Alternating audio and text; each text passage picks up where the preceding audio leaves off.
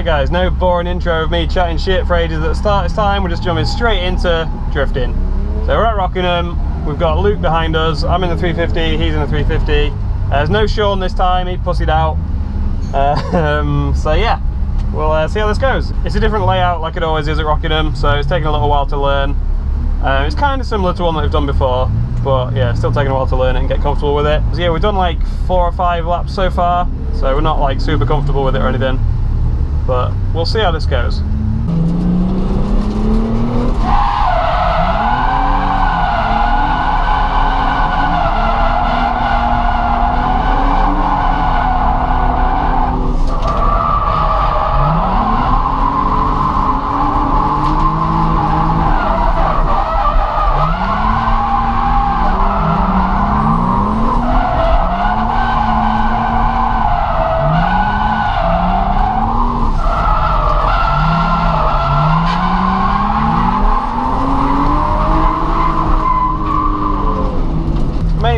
Try and practice today is getting really close to other cars, mainly Luke, because like we've drifted together a few times before, we kind of know roughly what each other's doing and we're in the same car. So yeah, that's the main challenge for today, is to just try and get really close to Luke. Obviously I've tried that before, like last time we were here we tried to get fairly close, and we did alright. Like I wasn't miles away from him, but it wasn't that close. Like I could have been closer. The thing is, it just takes like a lot more balls than you would think, like because you feel like at the time that you're just going to cause a crash. Like if you try and get any closer than I was last time, I felt like, oh, I'm just going to hit him. Like, so it takes quite a lot to get over that. But like when I looked at the footage last time, I was like, ah, you know what, now I could have got quite a bit closer still. But in the car at the time, it feels like you're like right on their door even when you're not. So it takes quite a bit of confidence and balls to get over that.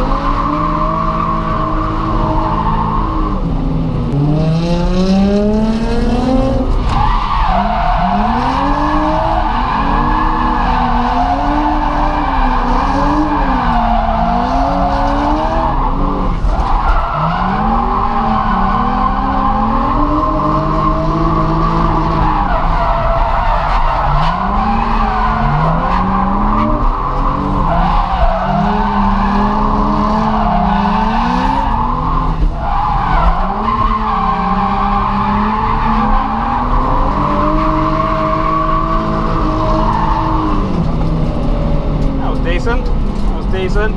Probably the closest I've been on the first corner. It's fun.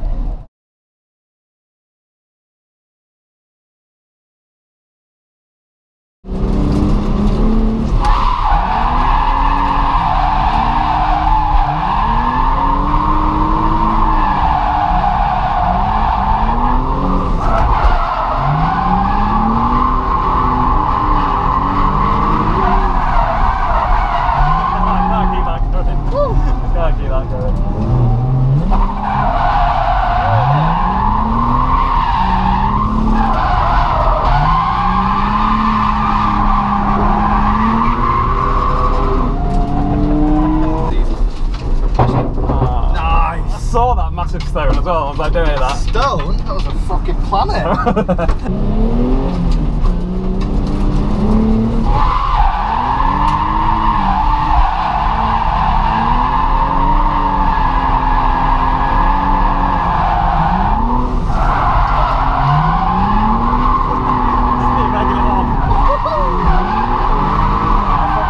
Fucked it.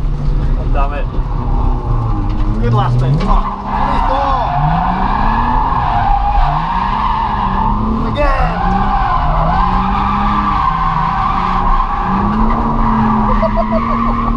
That was quite close.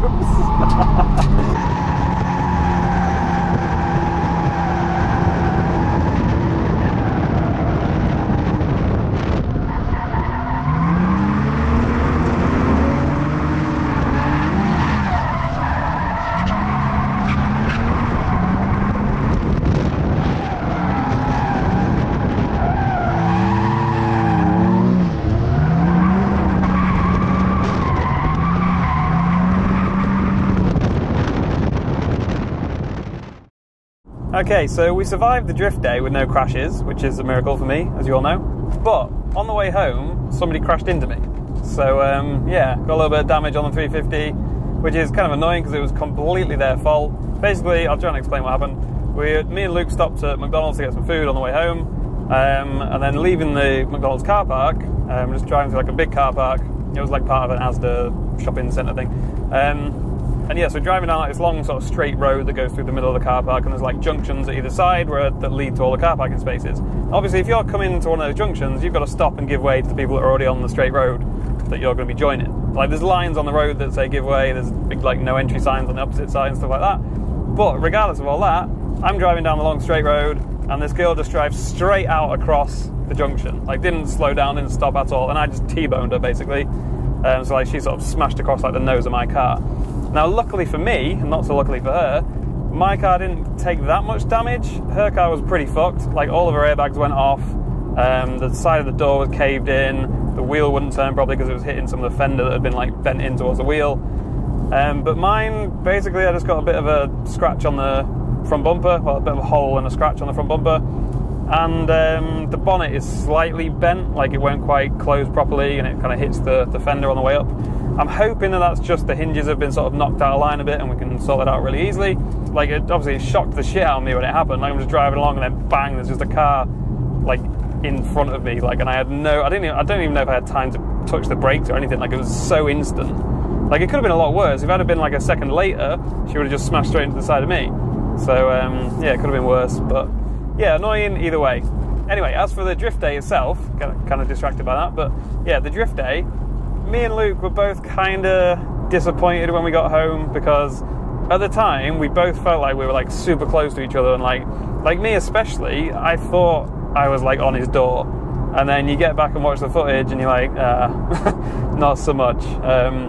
Like I knew I wasn't like literally like on his door, but I just thought I was a lot closer than last time, and I think I was a bit closer than we were last time, and definitely more consistently, and felt more comfortable being that close.